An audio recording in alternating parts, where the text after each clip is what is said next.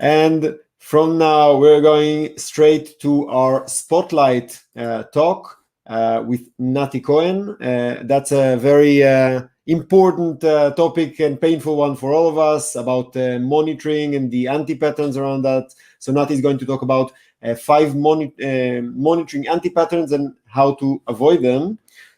We don't have Nati for a live hello, but we'll see his recorded talk. Here we go.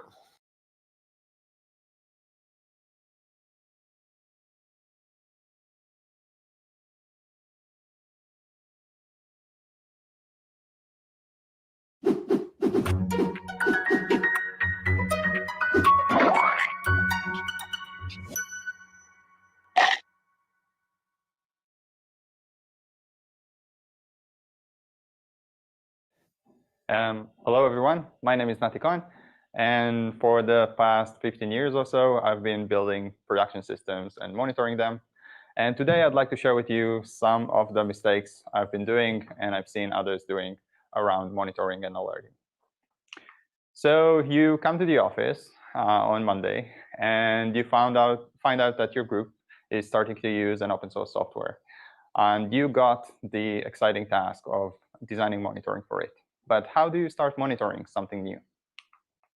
So there are 3 common approaches. The first one is the Stack Overflow approach, where you just go to Google and write how to monitor X. And the second one is the RTFM approach, where you open the manual and look at the metrics section and choose metrics from there. And the last one is the reverse engineering approach, where you open your monitoring tool, look at the metrics that are being spewed out, and choose metrics by name and value. However, all these 3 approaches have problems. The first problem is that you are going to use metrics that you don't really understand, maybe not fully understand the metric, or maybe not understanding the metric in the scope of your system. The second problem is you will be looking only at the software you are monitoring, and you will lose sight of the entire system. And there might be problems there as well.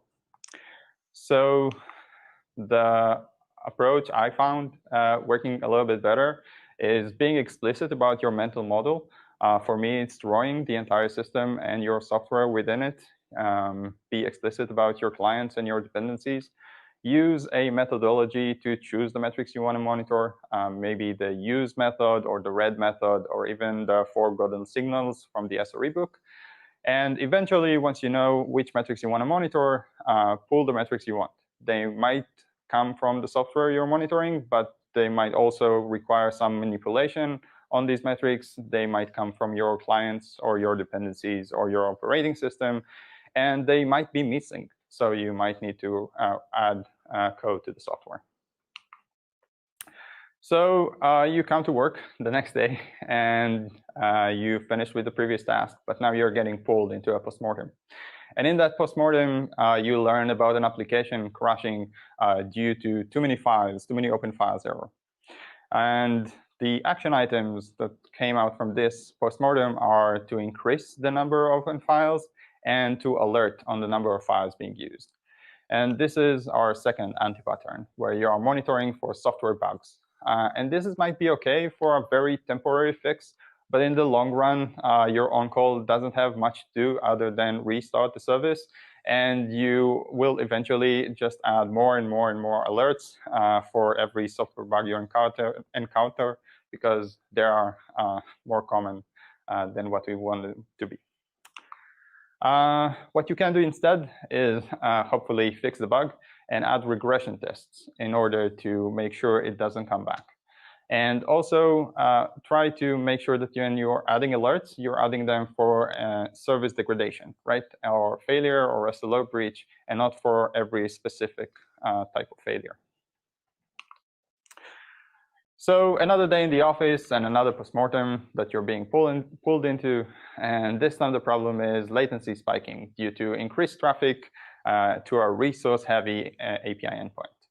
And the action items from this postmortem are to add more resources and also to alert on CPU and RAM usage, which brings us to our third anti-pattern, alerting on ambiguous properties.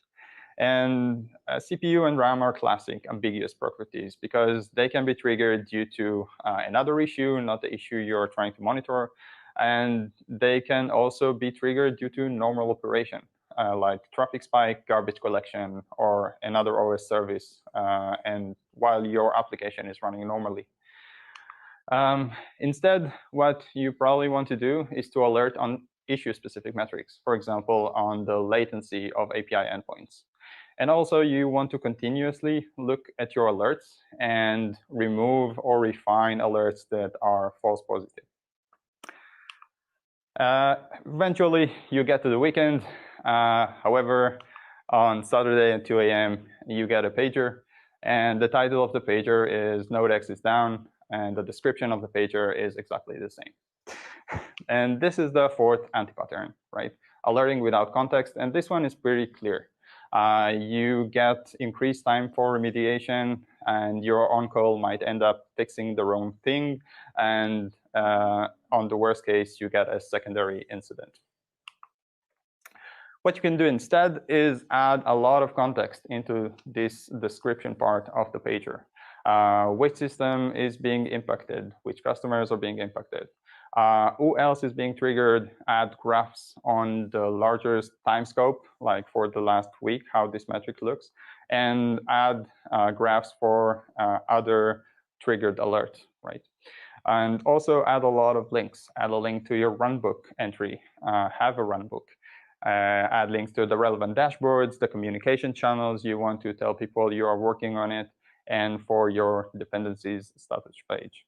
And if this was too much, so the short version is design your alerts for your 2 a.m. self. And another day in the weekend, and another pager goes off, always at 2 a.m., because pagers always go off at 2 a.m. This time the title is Node-X is down, but the description is much better. Cluster-wise in degraded state, please spin up additional nodes and some context. So this is a better pager, but it's another anti-pattern. You're alerting a human. And the problems are the same as the previous anti-pattern, but also this might lead to your on-calls going burnout, right? Going on burnout because we can't handle too many nights without sleep. Instead, what I recommend you do is add auto-remediation for these kind of failures and architect your environment, your system in a way that can handle common failures, like machine or VM failure, like a data center failure, or like increased traffic.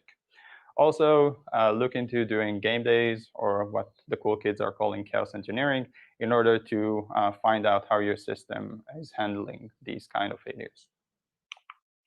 To recap, we've seen lots of mistakes I've done over the years, but I'm really interested in hearing about the anti-patterns you found. So shoot me a tweet at NoCode on Twitter. And thank you very much for listening, and enjoy the rest of the conference.